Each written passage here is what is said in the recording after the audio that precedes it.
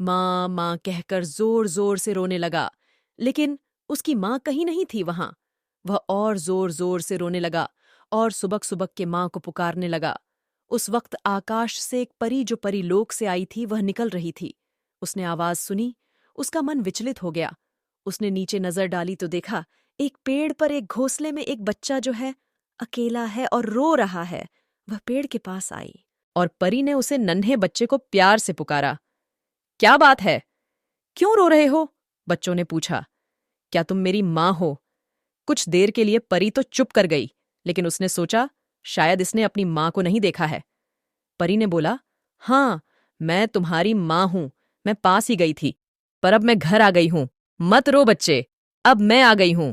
छोटे बच्चे ने सकून की गहरी सांस ली। परी ने इस तरह दिलासा दिलाया। छोटा बच्चा बड़ी सुकून के साथ अपनी माँ से लिपटने की चाह में आगे बढ़ा।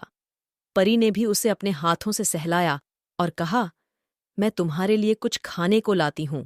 और झट से जाकर उसने अपनी छड़ी घुमाई और कुछ खाने के लिए ले आई। इस तरह परी छोटे बच्चे के साथ खेलती गाती, खाना खिलाती, उसका मन बहलाती, उसे डाल डाल पर उड़ना सिखाती। इस तरह चिड़िया का बच्चा काफी बड़ा हो गया और इधर उधर उड़ने लगा। वह परी के साथ उड़कर इधर से उधर जाता है और अपना भोजन इकट्ठा करता है। परी को यह सब देखकर बहुत अच्छा लगता कि चिड़िया का बच्चा अब बड़ा हो गया है। एक दिन अचानक आसमान में परीलोक से दूसरी परी ने उसे देख लिया। वह झट से उसके पास आई और उसने उससे पूछा, क्यों, तुम यहाँ क्या कर रही हो? परी ने कोई बात बनाकर दूसरी परी को वापस भेज दिया। कुछ देर बाद चिड़िया का बच्चा घर वापस आया तो वे माँ माँ करके रोने लगा और कहता है कि उसे पंछी ने बहुत जोर से मारा है। कहते हैं कि यह मेरा एरिया है, यहाँ नहीं आना है। इस पर परी बोली, कोई नहीं, मैं देखूंगी उसे, उसने तुम्हें क्यों मारा है? पर परी चिंता में पड़ गई कि अगर मैं चली जाती हूं, यह अकेला सुरक्षित ना रह पाएगा। कुछ समय बाद परी ने सोचा, क्यों ना मैं इसे अपने परीलोक ही ले चलूं। मैं अपनी महारानी परी से अनुमति ले लूंगी। इसे अपने पास रखने के लिए इस तरह परी उस चिड़िया के बच्चे को लेकर परीलोक चली गई और उसने सारी बातें अपनी महारानी को बताई कि कैसे मैंने इस चिड़िया की वजह से धरती लोक में रही और कैसे मैंने इस बच्चे की रक्षा की, इसका लालन पालन किया और किस तरह यह बच्चा मुझसे जुड़ गया और मुझे भी इसके बिना अच्छा नहीं लगता है। रानी माँ ने अनुमति तो दे दी, लेकिन कुछ समय के लिए उन्होंने कहा कि धरती के प्राणी को हम परिलोक में नहीं रख सकते। जब तक यह बड़ा नहीं हो जाता, अपनी रक्षा कर नहीं सकता, तब तक के लिए इसे यहीं रहने की अनुमति है। उसके बाद इसे वापस धरती लोक में छोड़ आना। इतना सुनते ही परी बहुत खुश हुई। चलो कुछ दिनों के लिए ही सही।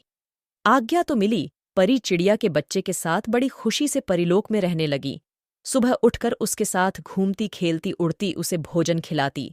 सारी दिन उस बच्चों के साथ ही व्यतीत करती।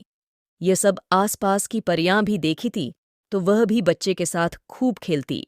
परिलोक में चिड़िया का बच्चा, परियां और महारानी परी सब बड़े प्रेम पूर्वक हंसते खेलते इकट्ठे परिलोक में रह रही थीं। अब चिड़िया का बच्चा बड़ा हो गया था, काफी दिन हो गए थे। चिड़िया के बच्चे को परिलोक में रहते हैं। अब महारानी चिड़िया ने आदेश दिया कि इसको अब इसकी धरती लोक में छोड़ आओ। इतना सुनते ही परी रोने लग पड़ी महारानी से। डरती डरती विनती करने लगी, इसे यहीं रहने दो, हमारे पास महारानी परी। ये सब सुनकर बहुत परेशान हो गई उन्होंने। परी से कहा, तुमने तो मुझसे कुछ दिनों की अनुमति मांगी थी कि अब इसकी जाने का समय हो गया है। परी का चिड़िया से इतना मोह था कि वह उसकी जाने की बात सुनते ही रोने लगती पड़ती। रानी परी बोली, धरती लोक के प्राणी को परिलोक में ज्यादा दिन रहने की इजाजत नहीं होती है। मैं सोच में पड़ गई, अब क्या किया जाए।